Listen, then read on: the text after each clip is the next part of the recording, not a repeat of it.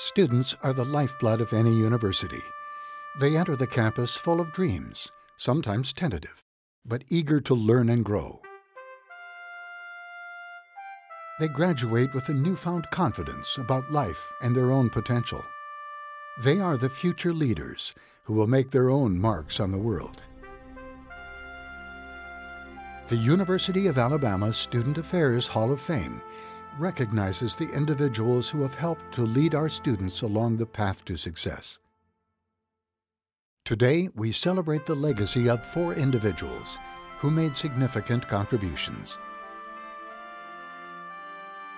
Dr. John Jack Baier,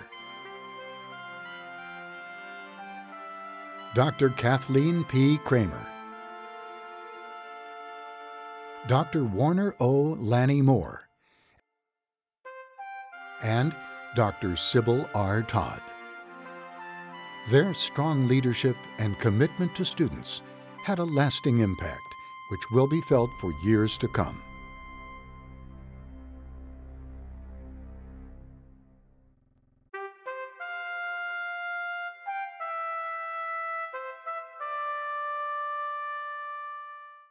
In the 80s, when Jack was Vice President for Student Affairs, he really concentrated on integrating even more the academic life of the students with their extracurricular life. That had certainly been a focus of his predecessor as Vice President for Student Affairs Hall of Famer Joab Thomas, who was president when Jack came to the campus.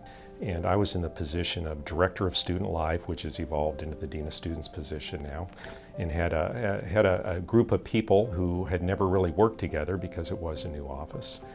And it was wonderful. I had a brand new fraternity sorority advisor by the name of David Grady.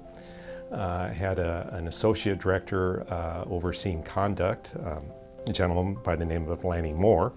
And 2 years later, I hired a fantastic associate director, Dr. Kathleen Kramer. So we had a great staff and were really able to support a lot of Jack's initiatives. I guess when I think of Jack Baier, more than anything else, I think of passion and compassion. He would advocate what he was for in a passionate way. He has facts together, but he would advocate for it in a passionate way. The compassion was how he cared about his students. There were certain things that were priorities for him, and much of it had to do with the students. And he didn't necessarily mind ruffling the feathers of administrators or even colleagues to try to make that happen. And I always found it amazing that we'd be on a very critical subject and issue, that all at once he would start telling a story, and I would think, where in the heck is he going? But he would bring it right back to a wonderful point. He saw the Student Union, the Ferguson Center, as a place where students could continue their conversations from their classrooms outside the classroom. He liked to look at the Ferguson Center as the living room of the campus. He led major initiatives to expand the Ferguson Center, major expansion of the Student Recreation Center. He really focused on diversity and the commitment to multicultural life. At the time that I started at Alabama, there was no formalized program for students around multiculturalism, and Jack was emphatic that we begin that, which we did in student life. 2% in 1984, 2% of the staff in student affairs were staff of color, and about 13% were women. In 1989, that had increased to 13% staff of color, and over 50% of the staff were women. And Jack was very, very committed to that. He took his work very seriously. I don't think he took himself that seriously. He was very good at engaging students. He was one of the best classroom teachers I ever saw.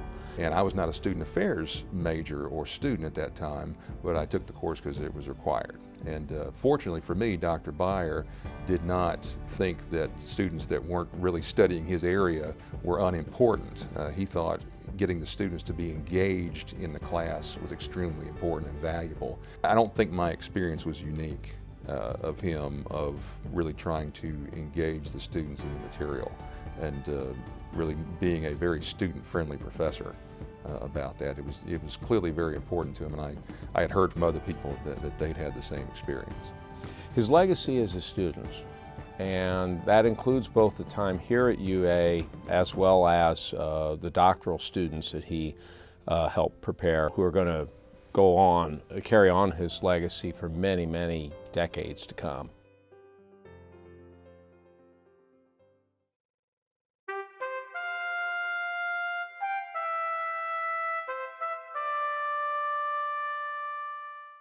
So I was a small town girl coming to the university for the first time. I was in high school and had a meeting, and I was late and I was lost.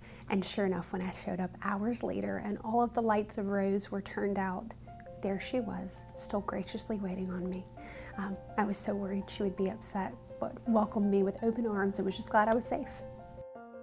I came to know Kathleen Kramer when she was a young official in student life, working in the Ferguson Center. And she came on board really as one of the initial members of the successor generation who had seen David Matthews, Neil Birdie, Joab Thomas, Joe Sutton, individuals who would all be national leaders in education, serve the University of Alabama. So she was a person of just a high intelligence and exceeding ability, and she saw that education and higher education administration was the place to be. So here comes Kathleen. I can't think of a better person to be honored by the Hall of Fame. Kathleen is a compassionate, kind, loving, deeply spiritual woman, and she's really a role model to so many people. For me, first when I was a student at the University of Alabama, and then through the years working with Alabama Girl State. Kathleen Kramer has been really instrumental in the success of Alabama Girl State, moving it to the University of Alabama campus. Really without her, putting the people in place and laying the groundwork, it would not have been a successful move, and we so appreciate all that Kathleen Kramer has done. With the advent of the women's movement, of women being seen as individuals who are as capable administratively and in every other way as men, Kathleen embodied that. So she was signaling to those who were from groups who had been excluded historically from the very upper echelon of governance and opportunity, you can do that. So in this way, her life suggested to all others what possibility existed. So in that way, she really was a mentor. Dr. Kramer created leaders. She saw potential in you that you did not see in yourself. She saw possibility for your future that you thought wasn't possible. Dr. Kramer would cultivate that and cultivate leaders on campus. Dr. Kramer played a vital role in the founding of the Blackburn Institute, a leadership training program for students, and she continues to be active in this unique organization. Kathleen has such a compassionate heart. She cares about the students at the university. She loves them, and I think that love is returned. She's a wonderful role model. But she cares. She truly, in her heart, cares about these young people. You can ask generation upon generation, and they will say that Kathleen Kramer, that name, that she is synonymous with the University of Alabama and with student affairs.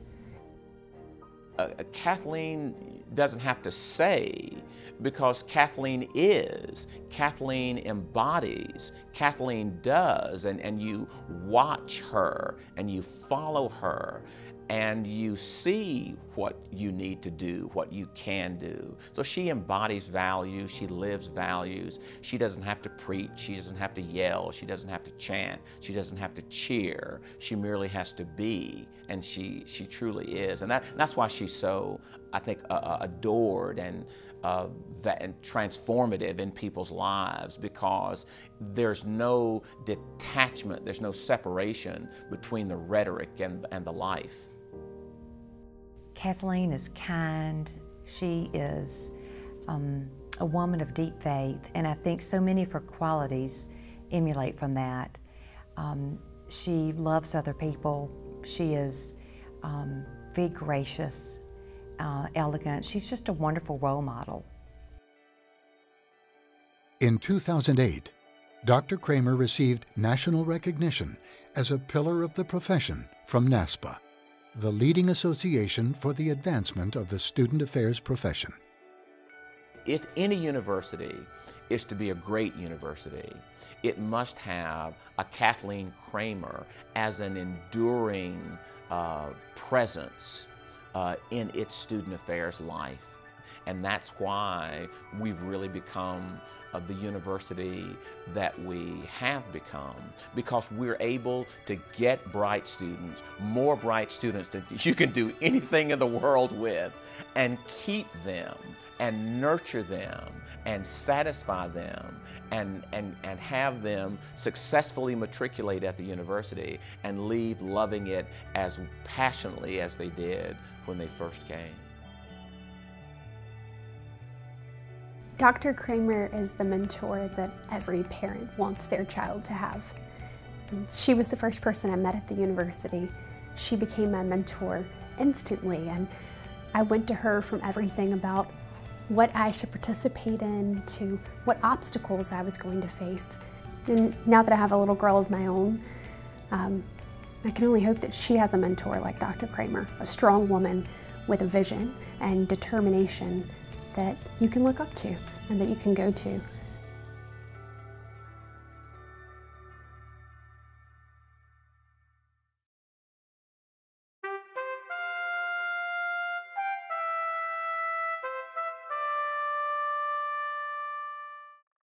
A passion for the success of students wherever they were, in whatever way he came in contact with them, and his passion for the University of Alabama.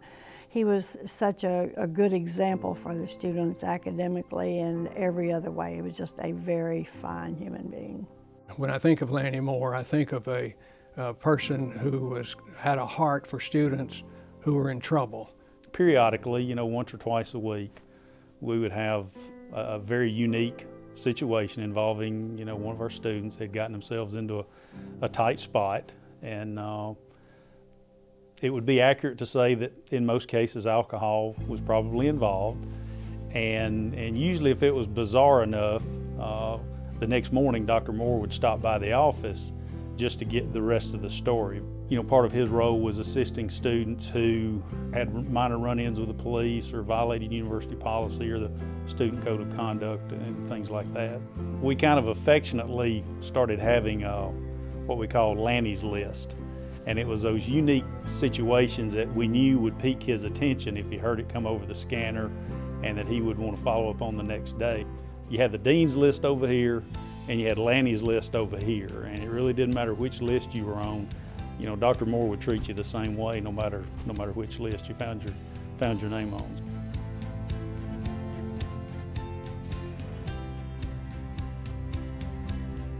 Dr. Moore, through his work in the Office of Student Services, became aware of the needs that students had in order to be successful academically. As a matter of fact, he started a service out of one office that utilized not only his expertise, but also the expertise of students who were especially grounded in those high-risk courses in which freshmen and sophomores traditionally need some help. He was able to establish this office, which eventually led to the creation of a much larger office. Lanny was successful with a number of groups on campus in terms of providing tutorial services. One of those was the football team. And he was very knowledgeable about each of the players and what their needs were, and helped to deliver those kinds of tutorial services that they needed in order to be successful. Dr. Moore was instrumental in the development of Honors Day, a university-wide day to recognize top students for their academic achievements and leadership. He is also remembered as the first male advisor to Alpha Lambda Delta, the National Honor Society for freshman students. He had a laugh that would usually start down around the knees and it would work its way up, and when it finally came out, it would rattle the window panes. He was someone you could tell really loved to have a good laugh. So, you know, he took the good with the bad, he took the humorous with the serious, and I think it was that ability to know when to flip the switch, you know, from one to the other is what made his personality so endearing to not only those of us who worked with him, but the students that, you know, passed through his doorway. Dr. Moore was a very compassionate person, but he was a fun guy also. I recall many discussions that we had on a variety of topics, and he always brought a refreshing point of view to what we were discussing, and I thoroughly enjoyed those conversations over the years. And when we lost Lanny, we didn't just lose a staff member, we lost a friend. If we had been fortunate enough to have captured, you know, more of his life, more of his interaction on film, to see the way he related to students, I think that would be beneficial for people who are entering that profession. I have been involved with the Student Affairs Hall of Fame from the very beginning, and have spoken for most of the inductees. So I know the qualities and the character of the people that they choose for this honor, and I think he's right on top with all of those, with his interest in students, his passion for the success of students, and his love for the University of Alabama.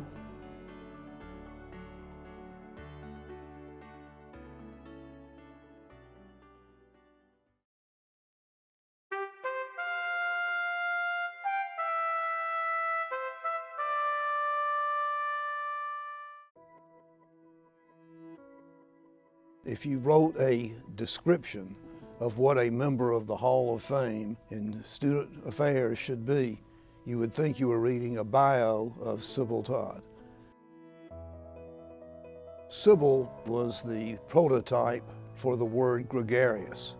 She was very outgoing, very high-spirited.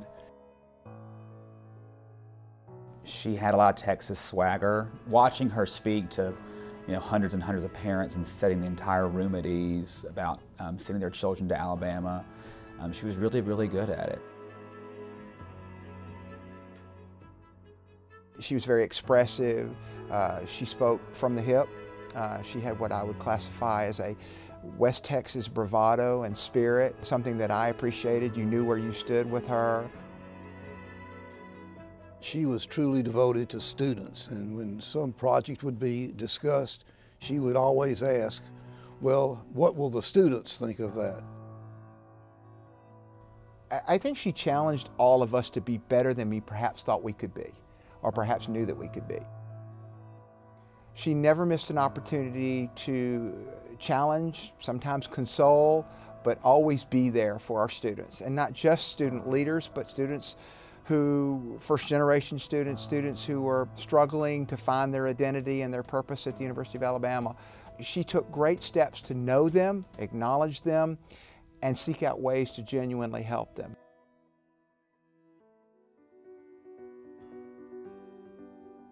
Well, it's interesting when you go to campus now, the Capstone Creed is everywhere, printed on things and on signs, and back in 2002, it was just an idea, and Dr. Todd was a champion of it.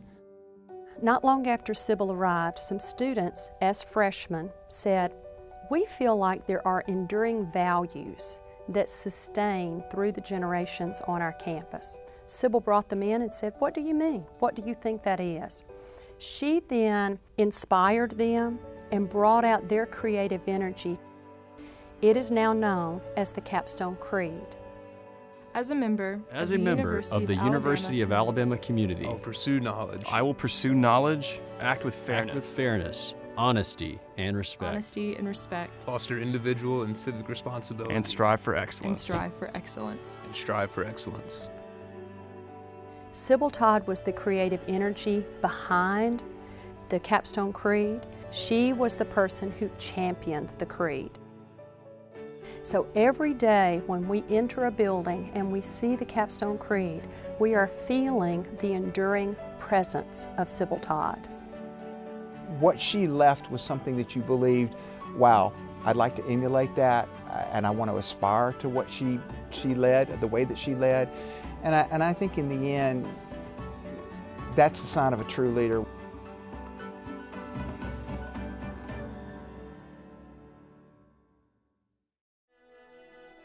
Dr. John Jack Baier, Dr. Kathleen P. Kramer, Dr. Warner O. Lanny Moore, and Dr. Sybil R. Todd. Through their steadfast service and dedication to students, these 4 inductees helped to define the University of Alabama experience and to impact our campus, the state, and nation.